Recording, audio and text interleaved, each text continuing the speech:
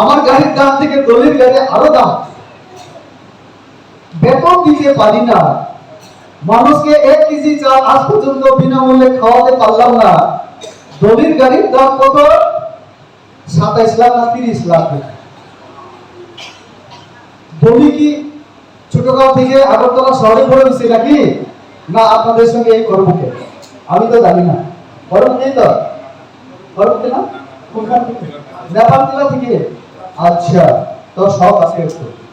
যাই হোক, এরকম 8-9টা সব আমরা Buskani Loksabha Songbai no Buskango Tuni 43 Korbuk Shilasuri Community Hall Nogo BJP Bodolin Bakakte Kaisa Kutumung Pandate joining Panda Klaijaka o Pandawo Manjaka MP Rebuti Tripurate Logi Tongo DCM te Korbuk Modone Kasku te BJP Bodolni Adongro Pando Kok Narathani MP Rebuti Tripura Saka Tripura Mothani EM te MDC Rok Rang Kebangni Gari Kawi Berayo Abu Borni te Bahike Biangni Phai হনে ককশিল জায়গা না মাথা 22 পরিবার দিয়ে শুরু করলাম আজকে। আমি গতকাল ধর্মনগরে প্রায় 1000-1500 ব্যবসায়ীদের সঙ্গে আমার একটা সভা ছিল। সেখানে আমি বলেছিলাম যে কালকে করমুখে যাব এবং কথা সাদা সব সাফ করব। আজকে এখানে 37 পরিবার দিয়ে শুরু করলাম। আপনারা দেখবেন কয়েকদিন পরে ঘন্টা সারাই হয়ে গেল, ওই আম বাসায় হয়ে গেল, খোয়াই হয়ে গেল, উত্তরে হয়ে গেল, সব জায়গায়। কারণ আমরা পার্টি কয়েকদিন যোগদান বন্ধ রেখেছিলাম। এই কয়েকদিন আগে আমরা শুধু কার্যকারিণী বৈঠকের আগে আমরা অফিস বিআর বৈঠক করে আমরা বললাম যোগদান আবার চালু করা দরকার। রাজ্য প্রেসিডেন্ট মুখ্যমন্ত্রী আমাদের অনুমোদন দিলেন, না না করেন। ওই তারপরে আমি আজকে আবার শুরু করলাম। এভাবে বিভিন্ন জায়গায় হচ্ছে। তো কেন হচ্ছে? আমরা যদি একটু মাথার কথা বলি, নরেন্দ্র মোদীর সুশাসন না হয় একটু পরে আসি, মাথা দিয়ে আজকে সবকা সাথ, সবকা বিকাশ, সবকা কি বিশ্বাস, তারপরে সবকা প্রয়াস, এই স্লোগানকে নিয়ে নিল এই মাথার মানে নেতা। তাহলে বিজেপি কি অন্যায় করে?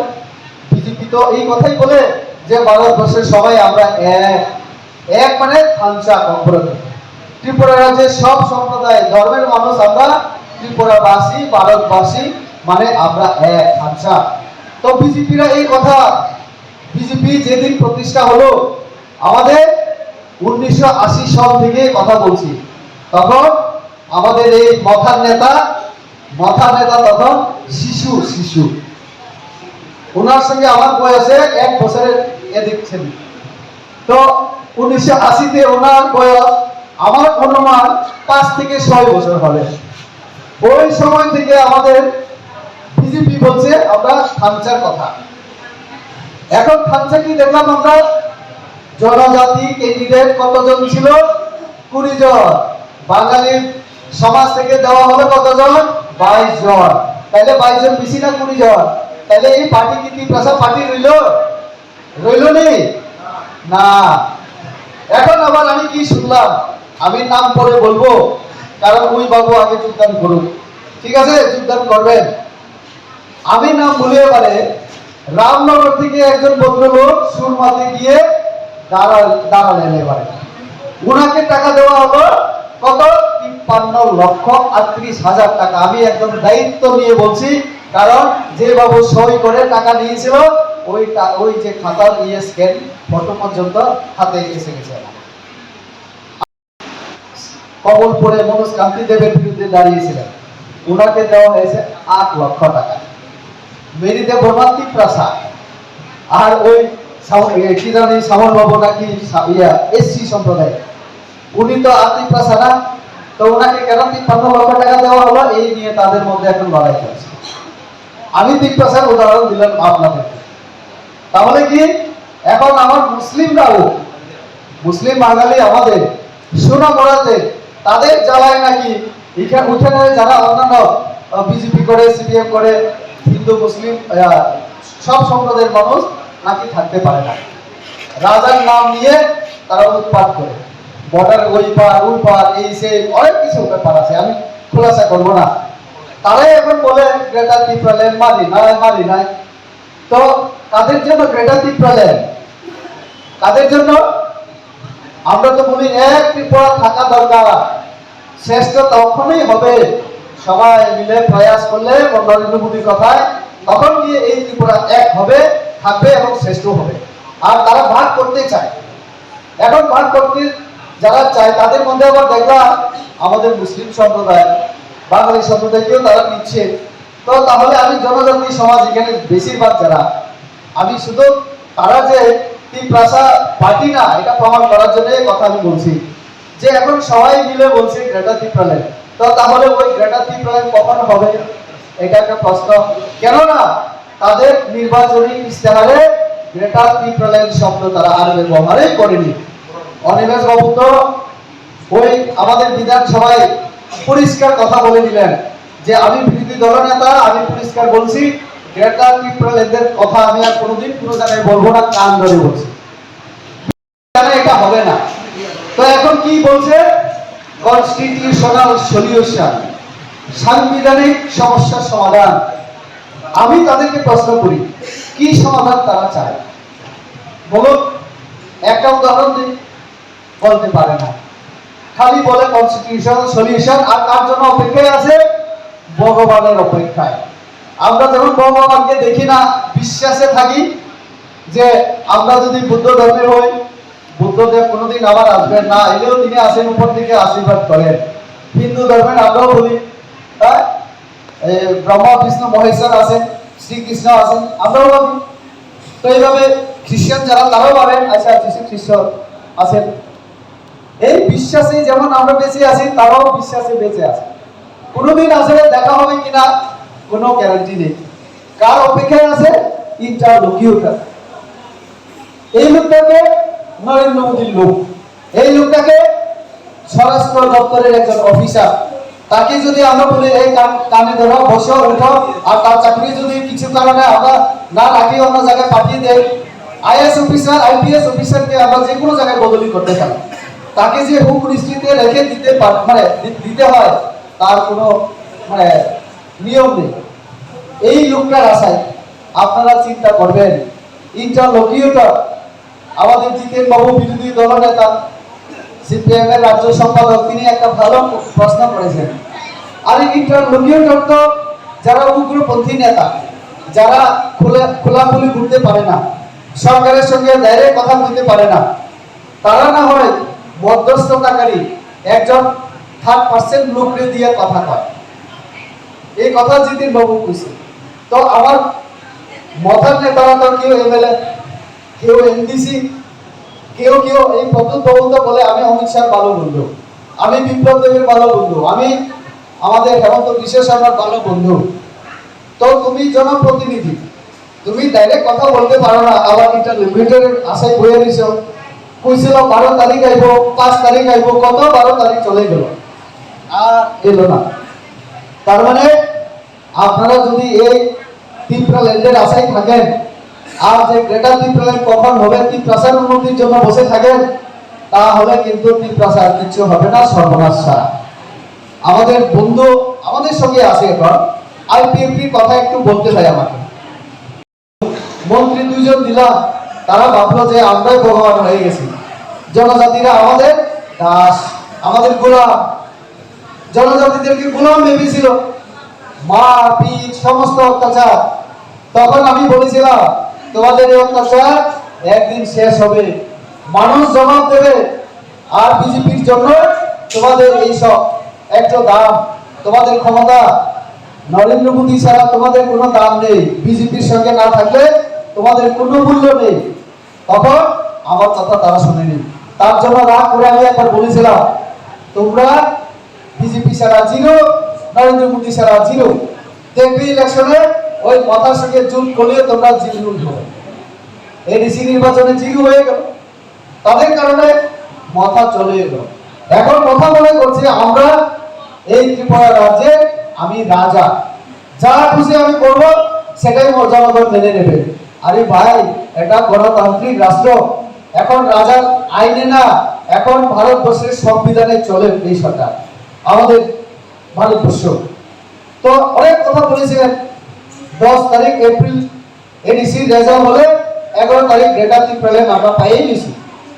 2 বছর এপ্রিল গেল, এপ্রিলের পরে এপ্রিল, আবার এপ্রিল গেল, এখনো পর্যন্ত বিল আমি দেখলাম না। আমি তো বারবার বলি, আজকেও বলছি, ওই আমার লাইভ চলছে, কখন আপনারা বিল আনবেন?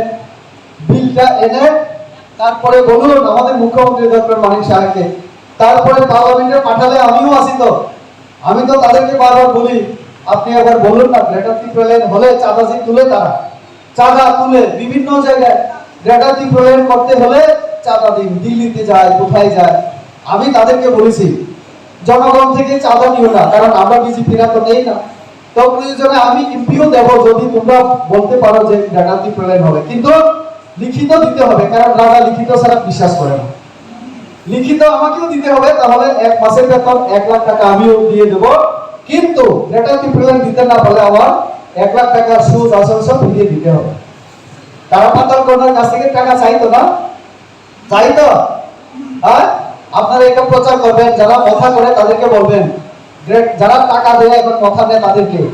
আমি এখন দেখলাম আমার সামনে সামনে এখানে কি নাম জানি, আমাদের ইয়ার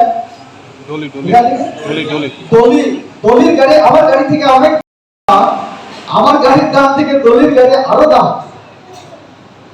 বেতন দিতে পারি না, মানুষকে 1 কেজি চাল আজ পর্যন্ত বিনামূল্যে খাওয়াতে পারলাম না। দলির গাড়ির দাম কত? 27 লাখ না 30 লাখ।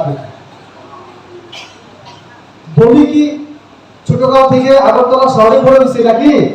না আপনাদের সঙ্গে এই করবকে আমি তো জানি না। করব নেই তো, করব না কোনখান থেকে? নেপাল জেলা থেকে। আচ্ছা, তো সব আছে একটু। যাই হোক, এরকম 8-9টা সব আমরা এরকম দামি গাড়ি চলে এখন। এত তারা আমার গাড়িকে ক্রস করে চলে এলেন। আমি তো ভাবছি কোনো আর্জেন্ট কাজ হবে, পরে দেখলাম একবারেতে উঠে গেল কি একটা কাজ করতে।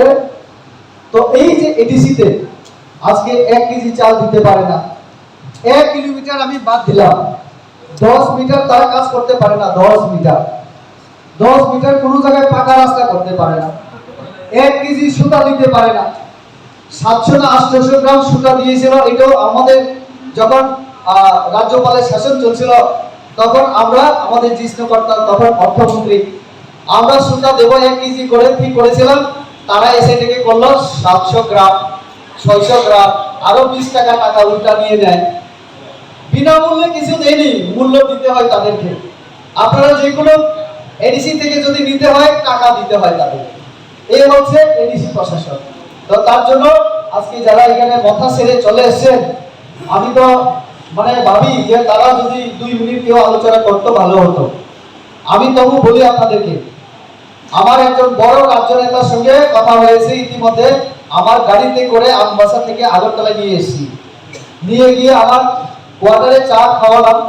প্রায় 30-40 মিনিট কথা বলার পরে আমাকে ওই রাজ্য নেতা বললেন, মাথার রাজ্য নেতা বললো আমাকে এই গত বিধানসভায় টিকিট দেওয়ার কথা, দেয়নি। এখন বলছে তোমাকে এমডিসি বানাবে। তো এমডিসি নির্বাচন কবে? আগামী 2026-এ। তো 2026-এ যেহেতু অনেক দূরে, বলেন আমাকে জোনাল চেয়ারম্যান বানাও। বললো জোনাল চেয়ারম্যান 2 বার চেঞ্জ করলাম, আর কত চেঞ্জ করবো? কত বছরে? 2 বছরে জোনাল চেয়ারম্যান নাকি 2 বার চেঞ্জ করা হবে, তো আর করা যাবে না। এখন বলছে আমার তো তাহলে গাড়ি ভাড়াই নাই আগরতলায় যাওয়া। এই কথা যখন বললাম, আমি বললাম আমার থেকে বয়সে বড়, আমি বললাম আরে দাদা আমি আছি তো, আপনার যদি অসুবিধা না হয় আমার সঙ্গে চল। তো আমার সঙ্গে চলে গেল আগরতলায়। তো মথার রাজ্য নেতা আগরতলায় যাওয়ার পয়সা, এই মথা আর আমাদেরকে নরেন্দ্র মোদীর মতো 2 বছর খাওয়ানোর ক্ষমতা রাখে না। তার জন্য আমি বলি যারা দেওয়ার ক্ষমতা রাখে তাদের সঙ্গে থাকতে হবে। সিপিআইএম এরও সেই ক্ষমতা নেই এখন, 12 বছর থেকে হারিয়ে গেল, ত্রিপুরা রাজ্য থেকে হারিয়ে যাবে একদম চিরতরে। 2018-তে যখন হারলো তারা বলেছিল না না আমরা 5 বছর পরে আইতেছি, 5 বছর পরে 32টা নিয়ে হোক আমরা আইলাম তো আবার, ঠিক আছে না? আমাদেরও কিছু অসুবিধা ছিল, আমি স্বীকার করছি, কিন্তু এরপরও আমাদের জনগণ বুঝতে পারলো বিজেপি ছাড়া উপায় নেই। তার জন্য এখন আবার বিজেপিকে, এখন তো আমরা সংখ্যাগরিষ্ঠ, এখন একজন আছেন শুধু আমাদের আইপিএফটি 8 জন থেকে 1 জন। উনি যদি ভালো কাজ না করেন তাহলে শূন্য হয়ে যাবে। আমি আমার অ্যাডভান্স বলে দিলাম। জোলাইবাড়িতে কতজন আইপিএফটি আছে আপনারা ভালো কইরা জানেন, এখান থেকে বেশি দূরে না। তো আগামীতে যদি এই শুক্লাবাবু যদি ভালোভাবে না করেন তো তার জন্য মাঝে মধ্যে দেখি আমরা আমাদের কর্মী সভাতে উনি বিজেপির টুপি লাগাইয়া বইয়া যান না। ভালো, ওনার মন মানসিক যদি পরিবর্তন হয় আমরা ওয়েলকাম করি। সবাই আমরা কাজ করবো এক হয়ে। তো আজকে এক হয়ে গেছে, আগামীতে এই কথাও থাকবে না, সিপিএম থাকবে না, বিকল্প কে? বিজেপি। একমাত্র এখানে বিজেপির বিকল্প বিজেপি। তো তার জন্য আপনারা ভাববেন না, আমরা পুরো দেশের মধ্যে সমীক্ষা করে দেখেছি। লোকসভা নির্বাচনে আবার নরেন্দ্র মোদী আসবে, কোনো সন্দেহ নেই, আমি আপনাদেরকে বলে গেলাম।